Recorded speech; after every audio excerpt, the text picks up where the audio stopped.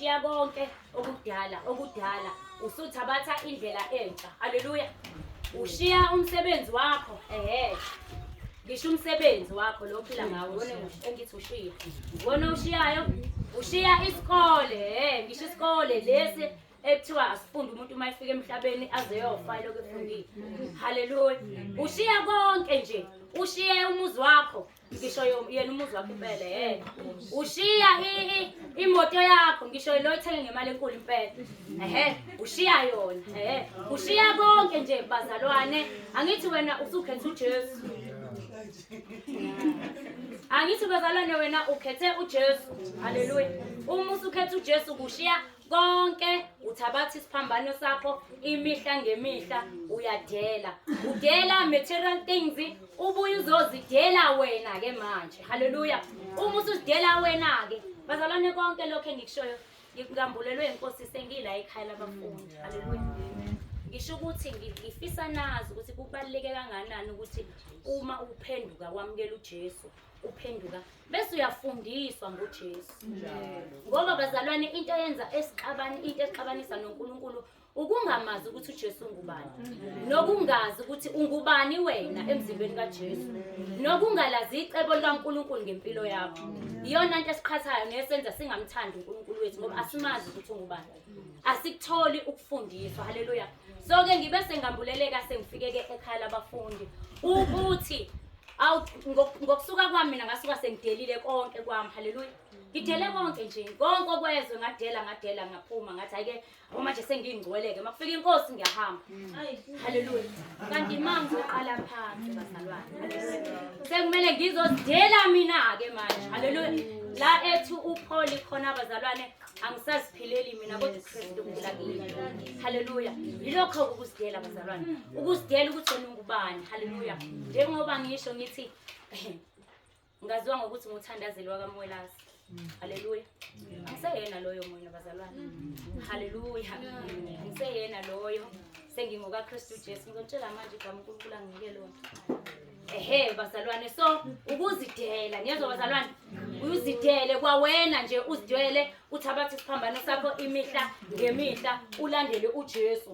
Mase siyaqhubeka ke bazalwane siya ku Matthew 11:29. Bengakaqedi la u23 ukuthi uthabatha isiphambano sakho imihla ngemihla. So thina abasindisiwe siyayeqa leyo kuthabatha isiphambano sethu sikaNkulunkulu sethu yes imihla ngemihla siyayeqa leyo sithabatha isiphambano sikaSathane imihla ngemihla. Kodwa sibe sibizwa ngabantwana bakaNkulunkulu. Sisithabatha kanjani na isiphambano sikaSathane? Ngiyavuka, ngiyageza ngemsebenzini, ngizobuya ntambama, ngiyapheka, ngiyadla, ngine-assignment, nginento efanele ngiyenze kusasa. Anginaso isikhathi sikaNkulunkulu. Angenzi umsebenzi kaNkulunkulu. Kodwa ngibiza uNkulunkulu. Ngimbiza uJesu izikhathi zonke. Kodwa angenzi umsebenzi kaJesu. Haleluya. Angenzi intando kaNkulunkulu. Yilapho ke sifike sixabane khona thina noNkulunkulu ophilayo. Haleluya. Asizideli asithabatha isiphambano imihla ngemihla.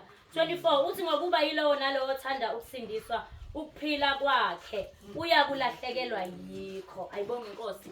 Uthi ngokuba yilowo nalowo othanda ukusindisa ukuphila kwakhe. Okusho ukuthi uma ungekho kuKristu ufile. Kuthiwa othanda ukusindisa ukuphila kwakhe. Okusho ukuthi kahle kahle ufile bazalwane. Kumele kusindiswe ukuphila kwethu. Haleluya.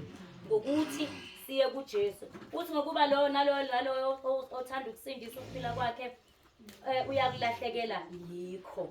Lokho esikubiza ngokuphila. Haleluya. Lokho besikubiza ngokuphila ukuthi ngiyavuka ngemsebenzini nginemoto yami nginemali yami nginabantwana bami abafunda ezikoleni eziphakeme nginokuthi kwami. Yiloko kuphila ke okushiyayo. Haleluya.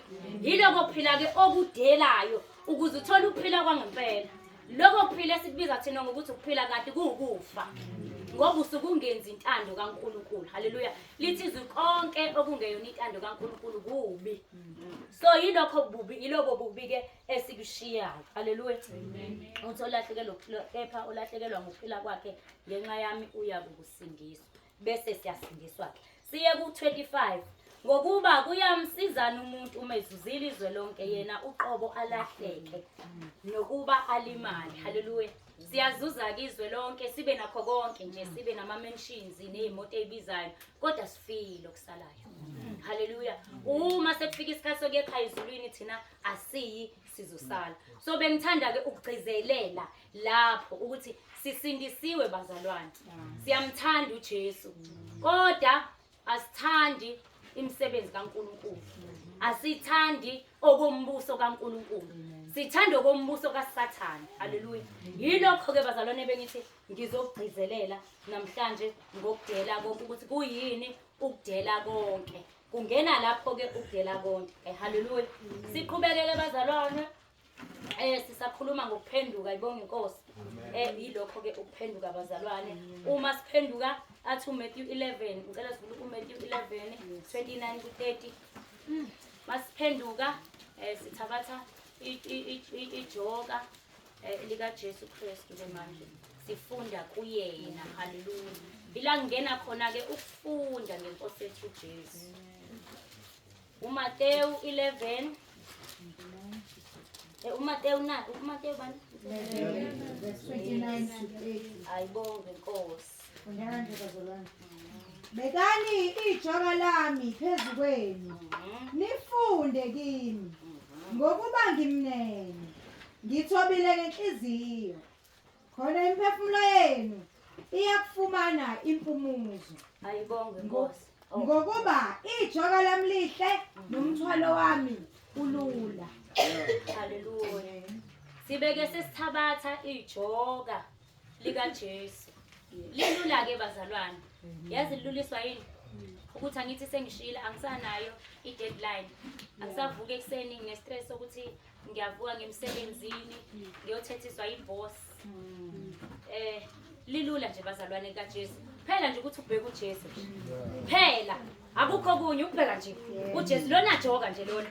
Ukubheka uJesu awukhathazeki ukuthi uzodlani, awukhathazeki ukuthi uzogqokani. Kusho njalo kusho izwi bazalwane. Lithi asingakhathazeki ukuthi sizodlani, asingakhathazeki ukuthi sizogqokani. Awukhathazeki ngalutho nje uma uthatha ijoka lika Jesu. Wena ubheka uJesu nje kuphela. Haleluya. Lithi sifunde kuye. So ke bazalwane uma sesithatha uJesu sifunda kuye. Asifundi imfundo yakulelizwe ngoba imfundo yakulelizwe ayiyona kaJesu, imfundo yokufunda ukurana umbuso kaSathane, umbuso walelizwe. Haleluya.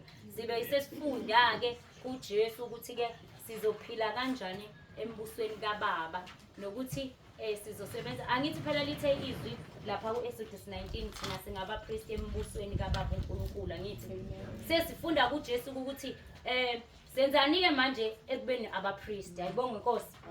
Haleluya. uMahebheru 9:11 athi uJesu ngumpriest omkhulu. So sifunda kuJesu ngoba uJesu ungubani? Ungumpriest omkhulu. Ayibonge inkosi. Mahebheru chapter 9 verse 11.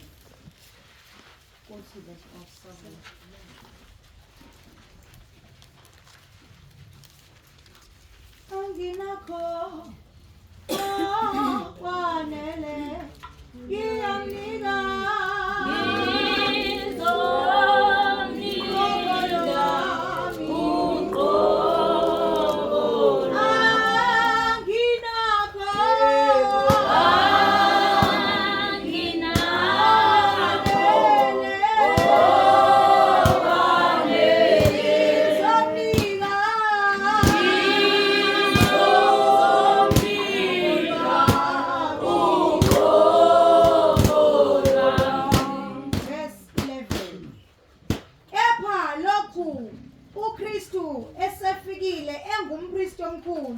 wezinto ezinhle ezizayo wadabula ithebanakele elikhulu neliphelele kunalelo elingenziwanga ngezandla okungukuthi elingesilo lalokhu kudala. Ayibonge inkosi bazalwane. Lithi izwi angithi sesidele konke ke manje sithabatha isiphambano sethu sathatha nejoka lika Jesu Kristu. Lithi izwi sesifunda kuJesu Kristu ke bazalwane. Haleluya. Lithi izwi uJesu ungumpriest omkhulu. Haleluya. Kuthiwe nathi singabapriest kodwa uJesu ungumpriest omkhulu yena esifunda kuye. Haleluya. So ke bazalwane ila ngena khona ukufunda ngoJesu Kristu. Haleluya. Sibeke uNkulunkulu esesambulela nokuthi ungubani uIsrayeli. Saya kuGenesis sayobheka ukuthi uNkulunkulu wathi mayidala umuntu, wathi udala umuntu abe ngumfanekiso wakhe. Angithi bazalwane, uGenesis wathi abe ngumfanekiso wakhe, wathi amfuze. Haleluya. Sasuka lapho sase siya kwisihlabelelo sezihlabelelo. Ila sithole khona iproof yokuthi umuntu omnyama unguIsrayeli. Haleluya. Haleluya. Ngicela simfunde isihlabelelo sezihlabelelo chapter 1 verse 5 kuya 7 kuphela bazalwane. Ngizama ukusheshisela laba abangalitholanga ithuba. Verse 5. Okay.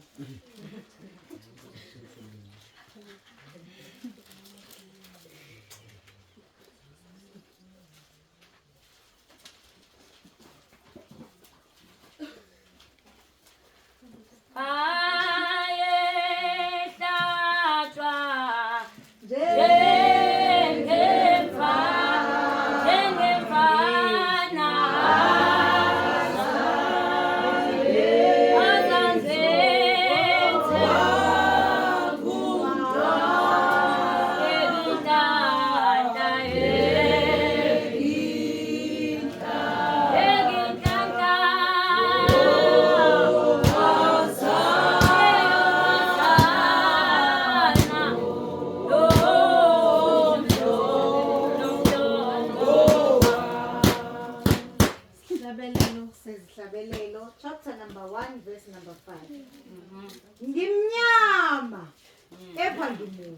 Haleluya. Madodakazi aseJerusalema njengamatende akwaKedari, njengezilenge zikaSolomoni.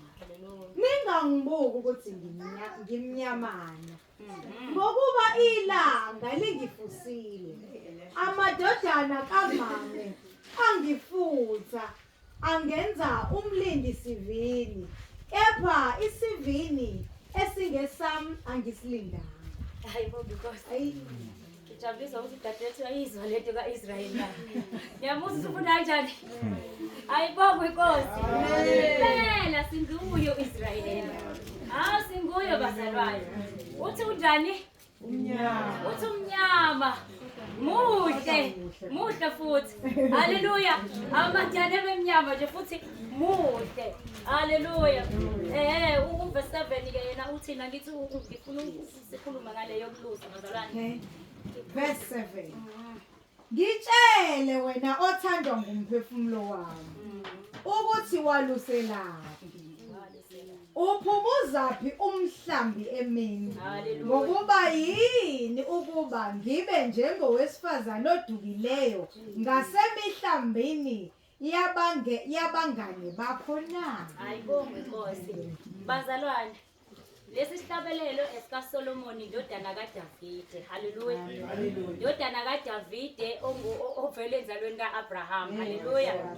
So ke bazalwane, Solomoni uyahlabelela isihlabelelo sakhe lesi sothandiweyo wakhe omnyama omuhle. Haleluya.